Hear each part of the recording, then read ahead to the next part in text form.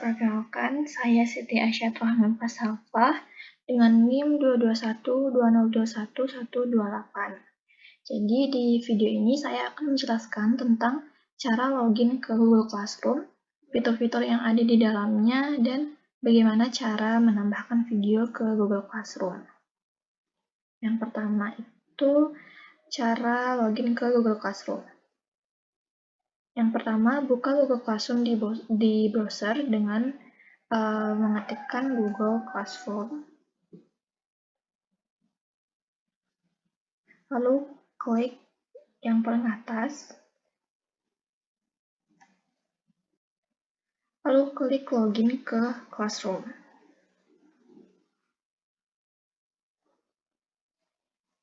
Nah, tampilan awalnya akan seperti ini. Oke, jadi untuk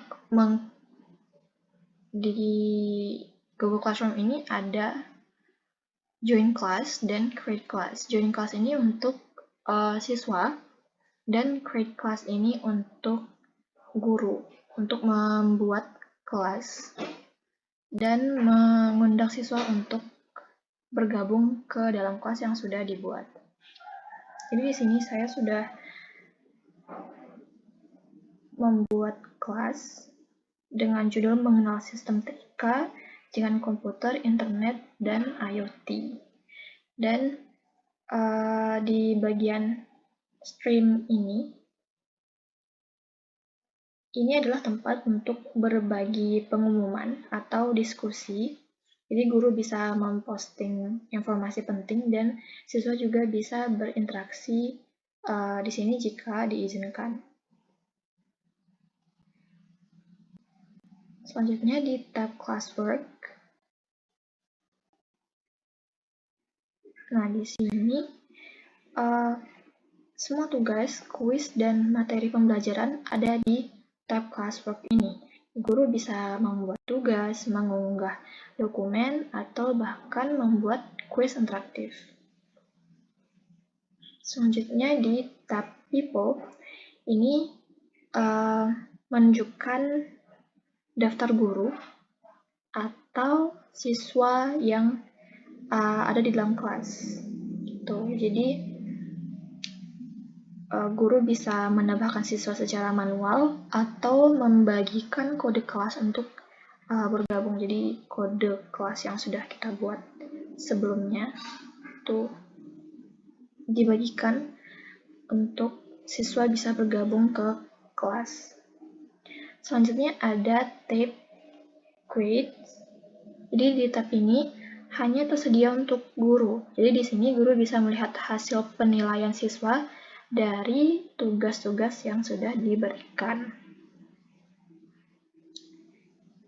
Dan juga Google Classroom ini terhubung dengan Google Drive untuk penyimpanan file, Google Meet untuk video conference, dan Google Calendar untuk pengingat jadwal. Jadi di sini ada kalender juga untuk mengingatkan jadwal. Selanjutnya saya akan menjelaskan cara memasukkan video ke Google Classroom. Jadi untuk memasukkan video ke Classroom, klik tab Classwork sebelumnya, lalu klik Create, kemudian pilih opsi karena di sini saya akan memasukkan video materi, jadi saya pilih material. Tapi seperti yang sudah saya jelaskan sebelumnya, di tab Classwork ini tuh ada semua tugas, dari kuis atau question, dan juga materi-materi pembelajaran atau dokumen-dokumen yang dibuat untuk siswa. Nah, di sini video yang akan saya unggah itu adalah tentang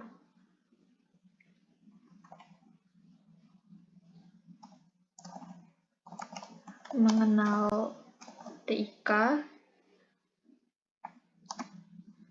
jaringan komputer, dan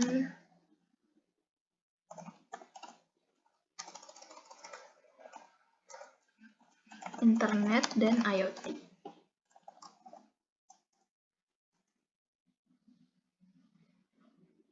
Jadi untuk pilihan di description ini optional, boleh diisi ataupun tidak. Untuk memasukkan video itu ada beberapa pilihan. Jadi jika videonya ada di Drive, pilih Drive. Jika ada di YouTube, tinggal mengunggah atau menambahkan video dari YouTube itu dengan cara menempelkan tautannya. Dan di sini ada create tugas. Ini ada selain video bisa mengunggah doc, slide, sheets, drawings, and form. Jadi untuk mengunggah videonya itu klik upload.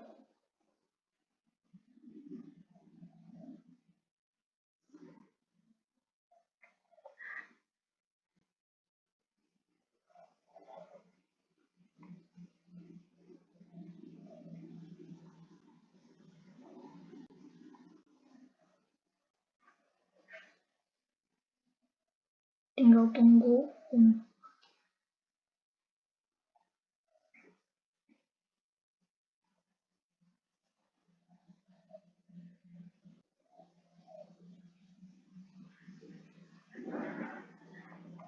Lalu klik pause untuk menyimpan video yang sudah diunggah.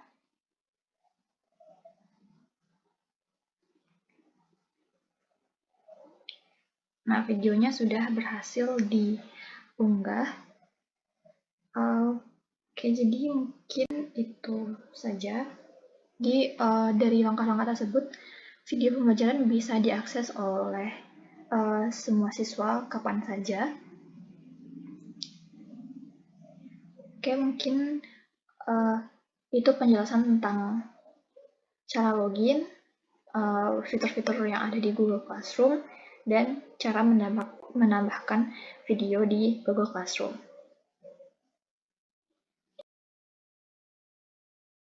Baik, perkenalkan saya Siti Aisyah Rahmuka Safah. Jadi di sini saya akan menjelaskan materi mengenai mengenal sistem TIK, jaringan komputer, internet, dan IoT. Jadi yang pertama itu ada konsep TIK. Di teknologi informasi dan komunikasi atau yang biasa kita sebut TIK adalah sebuah sistem yang mengintegrasikan berbagai teknologi untuk membantu manusia dalam mengolah, menyimpan, dan menyebarkan informasi secara lebih cepat dan efisien. Jadi contohnya itu bisa kita lihat di bidang pendidikan, itu TIK memungkinkan siswa dan guru untuk mengakses sumber belajar secara online seperti e-learning atau perpustakaan digital. Adapun juga di dunia bisnis, TIK digunakan untuk mengelola data pelanggan, melakukan transaksi online, atau mengembangkan strategi pemasaran digital.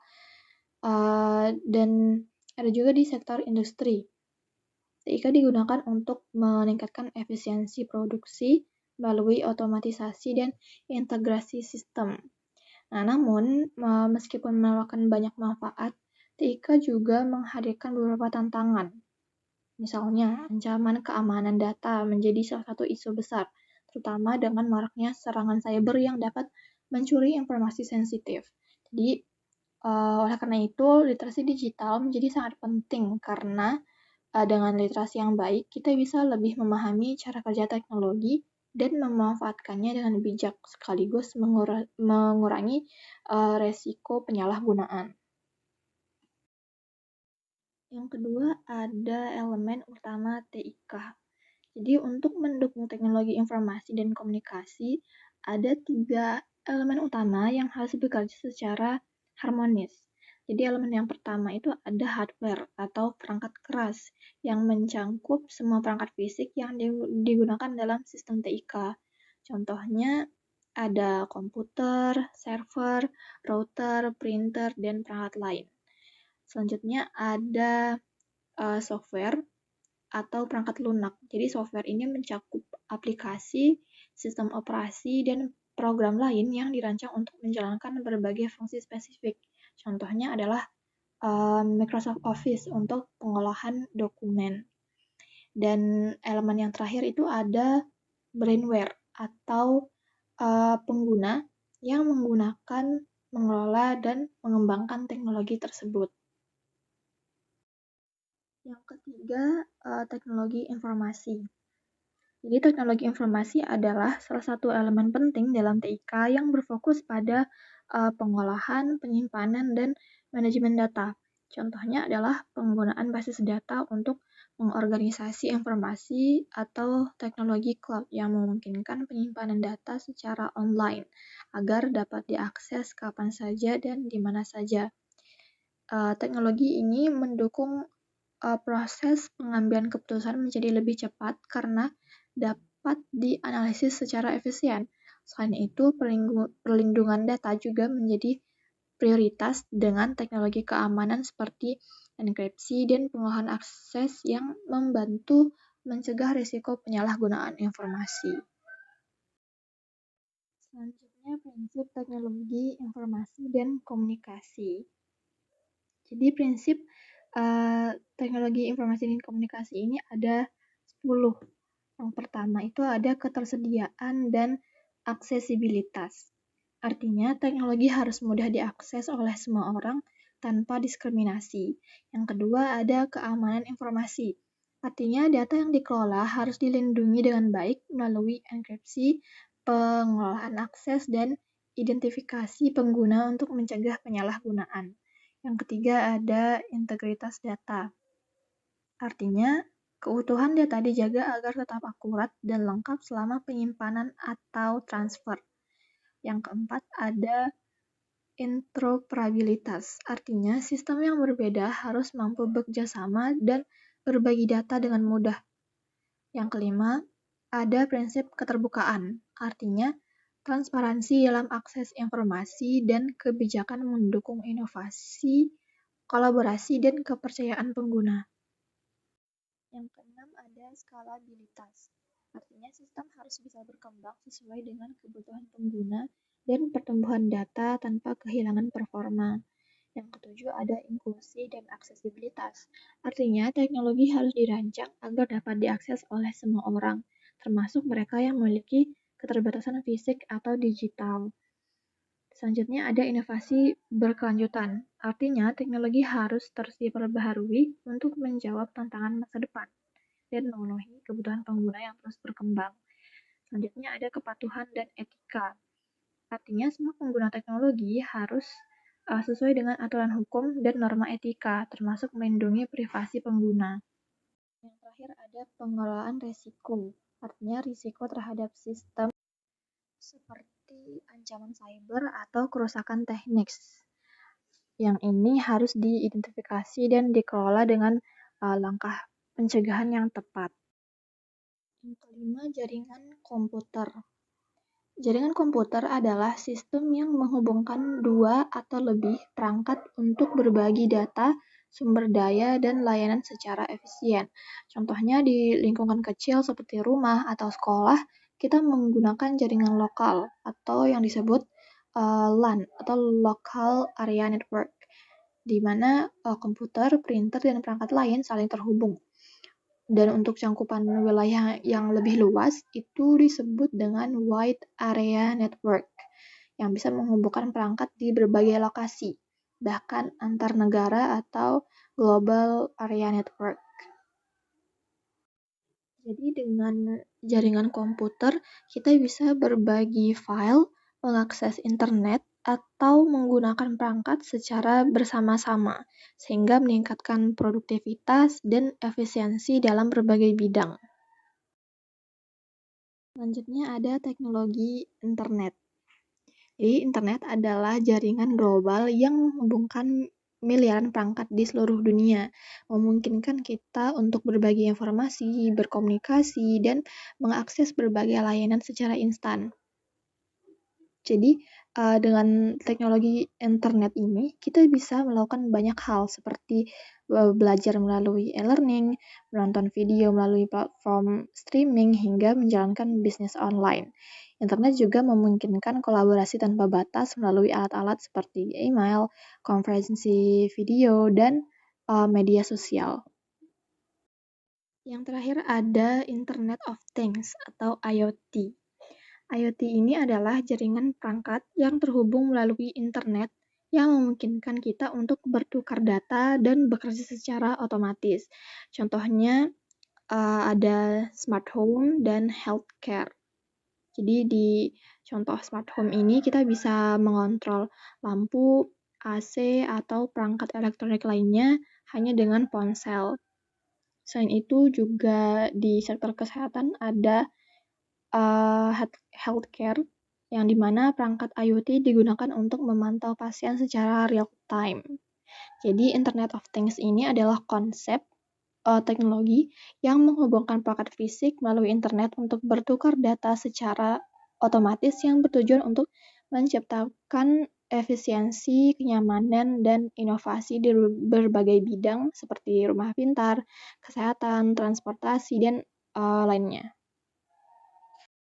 Jadi dari penjelasan sebelumnya, dapat ditarik kesimpulan bahwa pengenalan sistem TIK, jaringan komputer, internet, dan IoT menunjukkan bagaimana teknologi telah berkembang menjadi bagian integral dari kehidupan modern.